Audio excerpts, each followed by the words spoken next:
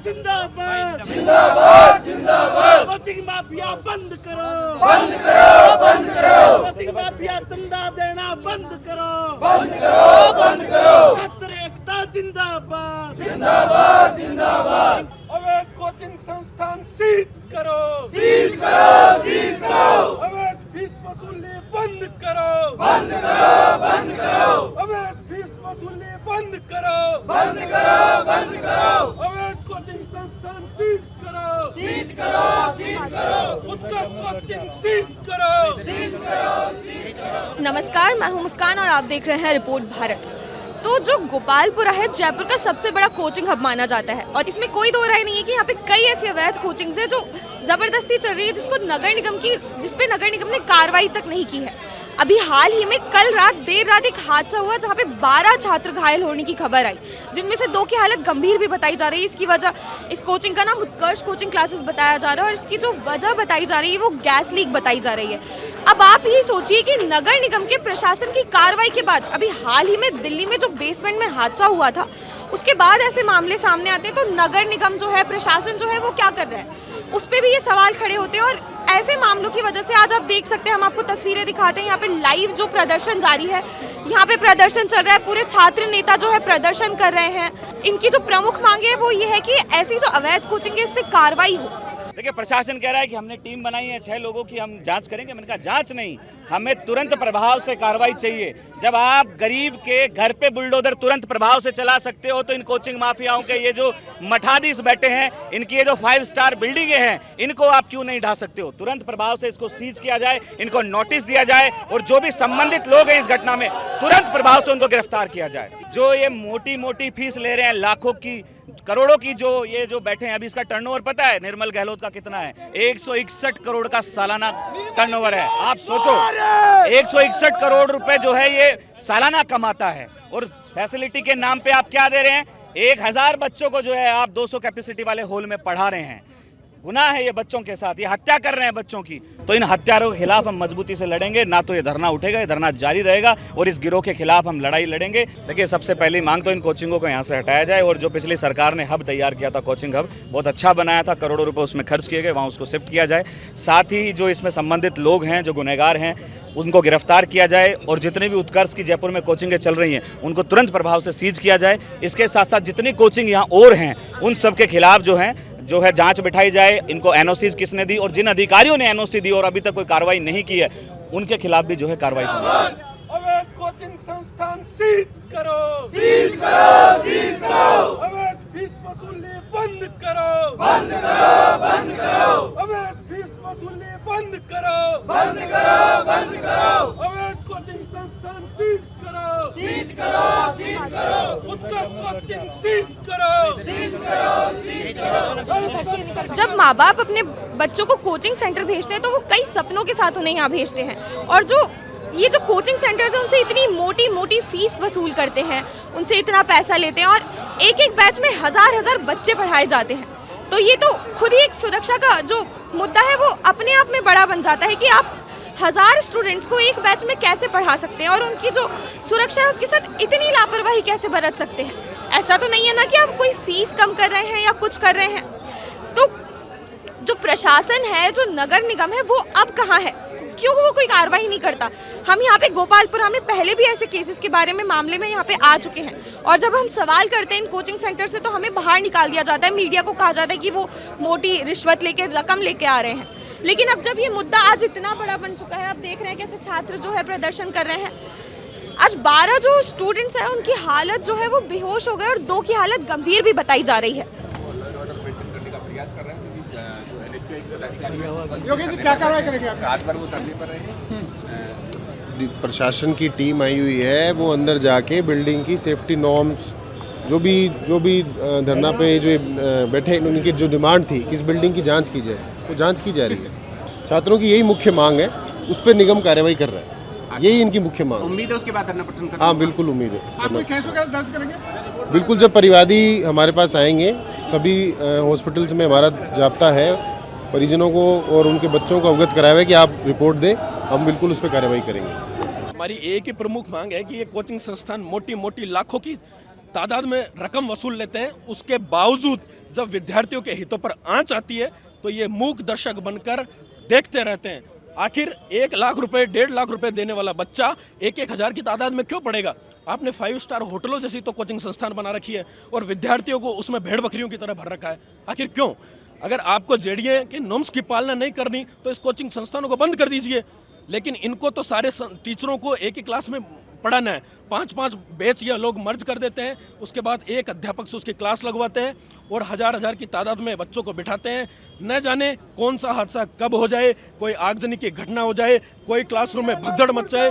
बड़ा हादसा होने से ये कल टल गया, लेकिन आगे ऐसी पुनरावृत्ति नहीं हो, इसके लिए सरकार को इसमें आपने प्रशासन से बात की तो उन्होंने क्या कहा? आपकी मांगे पूरी होंगी? प्रशासन कह रहा है कि हम सरकार से वार्ता कर रहे हैं, हम अपने स्तर पर देख रहे हैं। देखो प्रशासन का क्या जवाब आता है, जब तक हमारा धरना प्रदर्शन जारी रहेगा।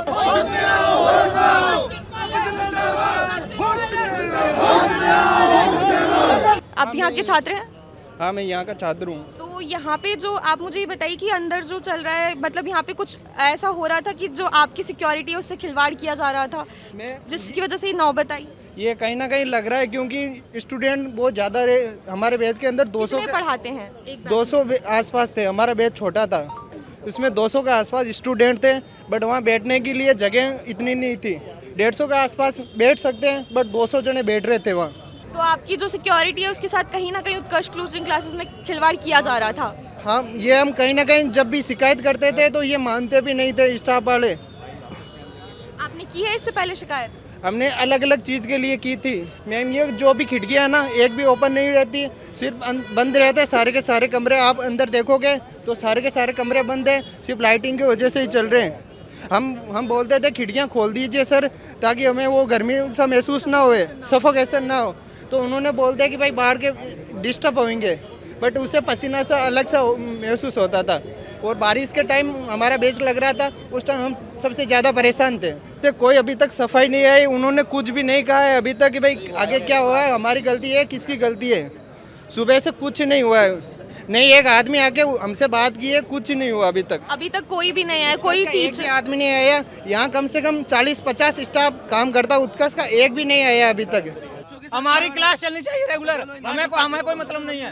पर हम कहाँ से लाते पैसे, पता है तुम्हें? तो वो क्यों नहीं आ रहे बात करने? तो भाई राजनीति का मुर्दा मत बनाओ, हमारे कैरियर को खत्म मत करो यार। 2 महीने रह गए एग्जाम के।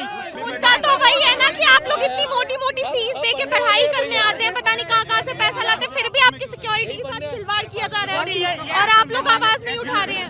मैम ये ऐसा है कोचिंग में हुआ है, ये विधानसभा हो जाएगा फिर क्या होता? कहीं भी हो सकता है, ये तो कहीं भी हो सकता है। सभी आम स्टूडेंट है, ये कोई छात्र नेता नहीं है, लेकिन सभी ये चाह रहे हैं कि सरकार सभी कोचिंगों पे कार्रवाई करे, कोई पर्टिकुलर उत्कर्ष की नहीं है। यार कोचिंग बंद कराने का क्या मतलब है? कुछ स्टार्ट करो। एग्जाम के 2 महीने रह गए मैडम। ये बात करो। एग्जाम का इतना प्रेशर है हमारे ऊपर कि हम खाना नहीं खाते, रात को सो जाते हैं, खाना भी तक नहीं खाते। पेपर का बहुत ज्यादा सीरियस है। सरकार से मांग करो, बिल्कुल एक बात घर जाने का टाइम नहीं मिलता है, नहाने का टाइम नहीं मिलता है। ये कह रहे कोचिंग बंद कर दो, कहाँ से लाएंगे पैसे हम? फिर से हम पता है कहाँ से लाते पैसे हमारे माँ बाप? क्या कर रहे हैं, क्या ना कर रहे हैं? कोचिंग प्रशासन ने अच्छा काम किया है, अब सही है बिल्कुल। सारे के सारे बच्चे, ये वैसी धांधली हो रही है और बच्चों का भविष्य खराब हो रहा है। फिर ये पात्रता आ रही है रीट की। अब 2 महीने बाद बच्चों ने फीस भर रखी है, कहाँ से पढ़ेंगे वो? सोचने वाली बात है। ये सब अपनी राजनीति चमका रहे हैं और कुछ नहीं है ऐसा। सोचने वाली बात तो ये है। और हॉस्पिटल में थे वो, तब भी ये लोग वहाँ पे हल्ला कर रहे थे, मरीज सीरियस थे, वहाँ पे अपनी सब लोग अपनी राजनीति चमका रहे थे। क्या मतलब पड़ा है? अगर ये 7 दिन भी बंद होती है कोचिंग, तो 7 दिन में कितनी पढ़ाई निकल जाएगी? 10 घंटे एवरेज 10 घंटे पढ़ाई निकलती है। 10 घंटे में कितनी पढ़ाई निकलेगी बच्चों की? जो निर्मल जी हैं और वो विनोद जी जाकर आए हुए हैं, वो अगर दोनों एक जगह होकर अगर इस चीज़ का निवारण करेंगे ना तो ही होगा। अलग अलग गुटबाजी करके नारे लगाने से कुछ नहीं होगा। तो अभी तक कोचिंग वालों का कोई रिस्पॉन्स नहीं है, कोचिंग वालों ने कोई मैसेज नहीं डाला। ये निर्मल जी आज रात से बैठे हुए हैं। यहाँ के स्टूडेंट हैं? मैं यहीं का स्टूडेंट हूँ। अच्छा, तो अभी तक मतलब आपसे किसी टीचर ने किसी तरह कोई रिस्पॉन्स नहीं आया अभी तक हमारा। बच्चों से अभी तक ये पूछा नहीं गया पानी पिया है कि नहीं पिया, तो काक की सिक्योरिटी रखते हैं ये लोग। क्या सिक्योरिटी रखेंगे आप ही बताओ? कम रिस्पॉन्स देना चाहिए और बच्चों के साथ जो नाइंसाफी हुई है इसका बदला सब सारे बच्चे लेंगे और सब सुन रही है सरकार। स्टूडेंट पावर हम दिखा देंगे मैडम। मैम बच्चों का आजकल पढ़ाई के नाम पे जो फीस ठगी जा रही है उससे काम नहीं चलेगा। मैम वैसे बोलते हैं प्रशासन हम सबसे आगे है, कोचिंग वाला, अब आगे क्यों नहीं आ रहे? सभी कोचिंगें प्रतापनगर के अंदर शिफ्ट की जाए, वहाँ पे कोचिंग हब बन चुका है। साल भर हो गए इसको बिल्डिंग के अंदर आप जाके देख लो मैम कि 200 बच्चों की जगह 600 बच्चे बिठाए जाते हैं और सिर्फ 2 एसी लगी हुई थी। 2 साल से चल रहा है कि यहाँ से कोचिंग शिफ्ट होगी, लेकिन अभी तक इसका कोई भी पालना नहीं हुई है। बच्चे परेशान हो रहे हैं, यहाँ पे बहुत ज्यादा भीड़ लगती है और इस पूरे माहौल को खराब किया जा रहा है। यहाँ पे पहले से जब कांग्रेस सरकार थी तब भी बोल रहे थे कि इन कोचिंगों को शिफ्ट किया जाना है, लेकिन अभी तक कोचिंगें शिफ्ट नहीं हुई है और हर आम आदमी भी यहाँ पे परेशान है और बच्चे यहाँ पर पता लगना चाहिए ना लोगों को पता तो होना चाहिए कि कारण क्या है, क्यों नहीं शिफ्ट किया जा रहा है वहाँ पे। यहाँ पे सबसे बड़ी समस्या ये है कि ये जो कोचिंग है पैसा कमाने के लिए स्टूडेंटों की सिक्योरिटी के लिए कुछ भी ध्यान नहीं दे रही है। यहाँ पे बड़ी बड़ी क्लासेस चलती हैं, 1200 बच्चे वो होता है स्टेप, और उसमें अंदर गाइड के लिए कोई भी नहीं लगा रहता है। यहाँ पे 1200 बच्चों पर एक टीचर कैसे ध्यान दे सकता है, आप मुझे ये बात बताइए। ये सिर्फ फैक्ट्रियों के रूप में काम कर रही है, कोचिंग ये नहीं है। ये बच्चों को पढ़ाने के लिए सिर्फ एक फैक्ट्री है, ये कंपनी है, ये सिर्फ धंधा बना रहे हैं अपनी। और यहाँ पे एक बात और बोलना चाहूंगा, क्योंकि इस टाइम सभी वैकेंसीज आई हुई है तो बच्चे है ना इस वजह से भी परेशान है कि उनकी कोचिंग की छुट्टी होगी और उनकी जो स्टडी में है उनकी दिक्कत आएगी। तो इस वजह से ये जो इस चीज़ की जांच जल्दी से जल्दी होनी चाहिए और इसका निवारण जल्दी से जल्दी तुरंत प्रभाव से होना चाहिए, ताकि बच्चों की पढ़ाई में कोई दिक्कत ना आए, उनका टाइम खराब ना हो। इसके लिए सरकार को, राज्य सरकार को सख्त कदम उठाने चाहिए और इस पूरे मामले को तुरंत प्रभाव से बंद करना चाहिए।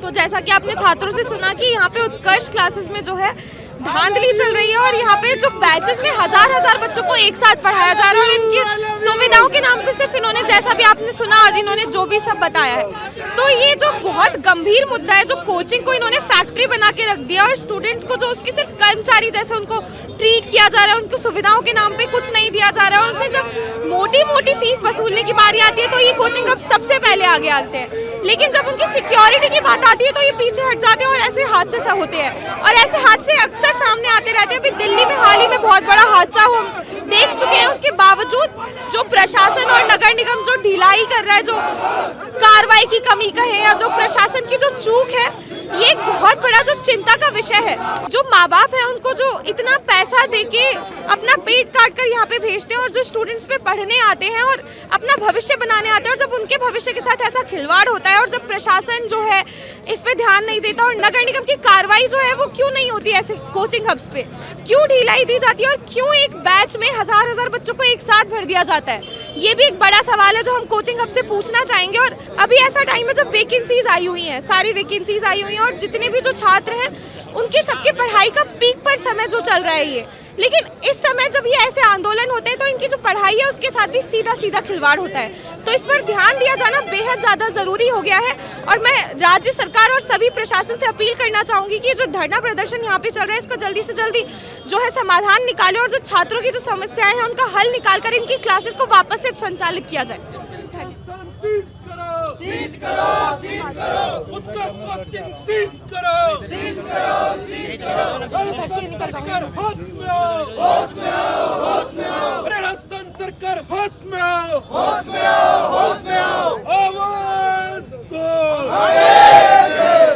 तो आखिरकार अस्थायी रूप से उत्कर्ष क्लासेस को सीज कर दिया गया है, क्योंकि इससे पहले भी कलाम क्लासेस को सील किया गया था, लेकिन उसके ठीक 2 दिन बाद उसको वापस से संचालित कर दिया गया था। अब सवाल ये है कि जो कार्रवाई है, जो अस्थायी रूप से जांच तक इसको सीज किया गया है, वो कब तक रहता है और आगे जो है प्रशासन क्या कार्रवाई इस पर करता है और कैसे वो जो ये सीज जो है कब तक रहता है और इसका जो और अब इसके इस अपन माँ बोल लेते हैं। और अब इस समय जो सबसे बड़ा सवाल ये है कि जो गोपालपुरा और पूरे जयपुर की बात करें तो कितनी ज़्यादा ऐसी कोचिंग्स होंगी जो अवैध तरीके से संचालित की जा रही होगी, जहाँ पे जो सिक्योरिटी का मुद्दा है स्टूडेंट्स का वो बड़ा चिंता का विषय रहा होगा और उसके साथ कॉम्प्रोमाइज़ भी किया जा रहा होगा। उस पर प्रशासन कैसे कार्रवाई करेगा? और जब दिल्ली का मुद्दा आया था प्रशासन तब आंखें मूंदे रहा, उसी का नतीजा ये आज जो वारदातें हैं सामने आ रही है उसी का ये नतीजा है। ये सवाल मेरा प्रशासन से रहेगा कि वो आखिर ऐसी वारदातों को कैसे रोकेगा? क्यों ऐसी वारदातों को हर बार जो है नजरअंदाज कर दिया जाता है और स्टूडेंट्स जो ना जाने कितनी मेहनत करके यहाँ तक पहुँचते हैं और कहीं आगे बढ़ने का, देश को बढ़ाने का सपना देखते हैं, वो इसको पूरा कैसे करेंगे अगर ऐसी ही वारदातें होती रहेगी और उनके साथ खिलवाड़ किया जाता रहेगा? अभी जांच पूर्ण हुई नहीं है और जांच में थोड़ा समय लगेगा। प्रथम दृष्टया ऐसा कोई प्रकरण सामने नहीं आया। हमने हमारी एफएसएल टीम, हमारी पुलिस की सारी टीमों ने देखा, लेकिन कोई ऐसा तथ्य सामने नहीं आ रहा है कि जिससे हम ये कह सकें कि ये घटना क्यों घटित हुई। पर अगर इतने बच्चे बेहोश हुए हैं तो कुछ तो कारण होगा। अब उसी कारण की जांच करने के लिए हमें थोड़ा समय चाहिए और फोरेंसिक लैब ने भी आज सैंपल्स लिए हैं, तो वो भी जांच कर रही है और हम इसको इलेक्ट्रिक और चूँकि पूर्णतः जांच करने के बाद नहीं बता सकते हैं। तो अभी क्योंकि सीज हो रहा है और कब तक अभी देख नहीं, अभी जांच, पहले जांच पूर्ण होने तक का, पहले कार्रवाई क्योंकि सीज कर देंगे तो फिर जांच ही नहीं हो पाएगी, तो पहले जांच पूर्ण होने तक के लिए सीज करेंगे या नहीं करेंगे? बच्चों से ली नहीं, इसके बारे में कोई इस तरीके की चीज नहीं, इसके ये जांच का ही पार्ट है, तो बच्चों से भी इसके बारे में पूछा जाएगा कि ये घटने का क्या क्या कारण रहे। तो उनके चूँकि जांच एक विस्तृत रूप में होगी जिसमें बच्चों से भी पूछा जाएगा, मौके के भी देखा जाएगा, एफएसएल की टीम भी अपनी जाँच करेगी, तो सारे तथ्यों के बाद में भी ये पूर्ण पता चल पाएगा और तब तक कि इसमें कोई गतिविधि नहीं हो, इसके लिए हम इसको आपके सामने सीज सर, सीवरेज की स्मेल की बात, सीवरेज का कोई यहाँ पॉइंट ऑफ कहीं नहीं मिला हमें और वो कोई ऐसी इश्यू ही नहीं है क्योंकि फर्स्ट फ्लोर पे है घटना और आसपास में भी कोई सीवरेज नहीं। रसोई से कुछ हुआ है? रसोई में भी ऐसा प्रथम दृष्टया हमने रसोई भी देख ली ना, वहाँ भी कुछ नहीं मिला है। तो चूँकि कितने समय के लिए सीज करेंगे सर? ये अभी चूँकि जांच का समय है, चूँकि जांच करने में टाइम लग सकता है, इसलिए विस्तृत रूप से जांच करने के लिए। ठीक है sir, thank you so much sir. अभी क्या है कि प्रथम दृष्टया हमने जो देखा है उसमें कोई ऐसा रीजन सामने नहीं आया जिस कारण से ये घटना घटित होती है। अभी चूंकि समय जांच करने में लगेगा, इसके लिए और भी हमने फुटेज सारे अभी इसी नहीं, अभी नॉर्म्स की तो जांच करने के लिए हमने अस्थायी रूप से इसको बिल्कुल सीज कर दिया है। अस्थायी रूप से आप लोगों ने एनओसी कैसे दे दी फिर इनको? वो सारी चीजें जांच के बाद में तो चलेंगे कि क्या क्या नॉर्म्स में क्या क्या आपने क्या पहले जांच करके एनओसी नहीं दी? एनओसी देने के बाद वो अभी चूंकि समय, क्या आपने कोचिंग संस्थान को बिना पूरी जांच की एनओसी दे दी? नहीं, अब इसमें एक बार जांच कराने के लिए आज आपने इस बिल्डिंग को सीज किया है, आप हमें ये बताइए, हमने इस वजह से इस बिल्डिंग को सीज किया है और हमारी ये खामी रह गई थी, इस वजह से ये घटना घटी है। खामी के लिए तो जांच तो करने थे, अभी चूंकि जांच करने का प्रथम दृष्टया कोई आया ही नहीं है, कारण नहीं आया ना, तो उसको अभी फुटेज लेंगे, सीसीटीवी फुटेज लिया है, डीवीआर लिया है, तो प्रॉपर रीजन पता चला ना, वो समय लगेगा, तो उसके बाद में हम पूरी जांच करेंगे। आपको पता है इस जयपुर के अंदर कितने अंडरग्राउंड के अंदर लाइब्रेरियां और कोचिंग चल रही है? सर मेरे पास तो कोई आंकड़ा नहीं है, लेकिन पीछे गली में ही है सब, ज्यादा समय समय पे कार्रवाई की जा रही है, समय समय पे इसकी करेंगे। ये प्रत्येक जगह कार्रवाई करोगे, ये बात होनी चाहिए आज कि दोबारा ये घटना घटी तो अगली बार हम आपके घर पे आके आंदोलन करेंगे। यदि ये घटना घटी, आप सोचिए 25 से 30 बच्चियां बेहोश हो गई। आज आपकी भी कोई बच्ची होती, वो बेहोश हो जाती, उसको 3 घंटे तक होश नहीं आता, तो आप पे क्या बीतती? वो बच्ची हमारी हैं और किसकी है, अपनी बच्ची है। तो बच्चे तो आपके सारे, तो आप बताइए 200 स्टूडेंट जिस क्लास में बैठने चाहिए वहाँ 800 स्टूडेंट बैठ रहे हैं, क्या ये न्यायिक बात है क्या? वो जहरीली गैस का रिसाव हुआ और पुलिस इसे कोचिंग प्रशासन के साथ में खड़ी होके कहती है वहाँ कोई मिर्ची का छौंक लगाता, मिर्ची की धांस की वजह से कोई सब्जी बन रही थी, इसलिए बच्चे बेहोश हो गए। सोचिए ये कितनी बचपने की बात कर रहे हैं, हमारे घरों में सब्जियां नहीं बनती क्या? अपन लोग कितनी बार बेहोश हुए हैं, ये लोग कब तक गुमराह करेंगे? लेकिन प्रत्येक युवा साथी को सजग होके इसी तरीके से मजबूती से लड़ाई लड़नी पड़ेगी। तो देखा आपने, जो ये इतनी बड़ी बड़ी कोचिंग सेंटर्स है जिन्होंने शिक्षा को जो है एक धंधा बना के रख दिया है, जो स्टूडेंट्स के साथ लगातार खिलवाड़ कर रहे हैं, उनकी जो सुरक्षा है उसके साथ लगातार खिलवाड़ कर रहे हैं, इतनी मोटी मोटी फीस वसूलते हैं और उनकी जो सिक्योरिटी है उस पर ध्यान नहीं दिया जाता। जो नगर निगम प्रशासन है, पता नहीं वो ऐसी जो अवैध कोचिंग्स हैं या फिर जो इतनी बड़ी बड़ी कोचिंग्स हैं, उनके जो सिक्योरिटी नॉर्म्स हैं उन पर ध्यान क्यों नहीं देता, जहाँ पे इतने बच्चों का फ्यूचर ऐसी कोचिंग्स पे दाव पे लिखा हुआ है। और ये ऐसा टाइम है जब एग्जाम सर पर है। बच्चों से बात की तो पता चला कि 2 महीने बाद एग्जाम्स है और एग्जाम्स के टाइम पे कोचिंग के साथ ऐसा होना उनके भविष्य के साथ भी सीधे सीधे खिलवाड़ है, क्योंकि जाहिर सी बात है जो इस कोचिंग में जो छात्र छात्राएं जो पढ़ रही थी उनकी जो पढ़ाई है वो खराब होगी, इसका सीधा असर उनके भविष्य पे पड़ेगा। तो जब ऐसी वारदातें होती हैं तो उस पर क्यों एक्शन नहीं लिया जाता? क्यों हर बार जो है ऐसे मामलों को दबा दिया जाता है? और आखिरकार जो ये धांधली चल रही है इसके खिलाफ स्टूडेंट्स ने जो है आवाज़ उठाई और वो धरना प्रदर्शन पर बैठे हैं। हम आगे की अपडेट्स आपको देते रहेंगे और तब तक के लिए बने रहिए और देखते रहिए रिपोर्ट भारत।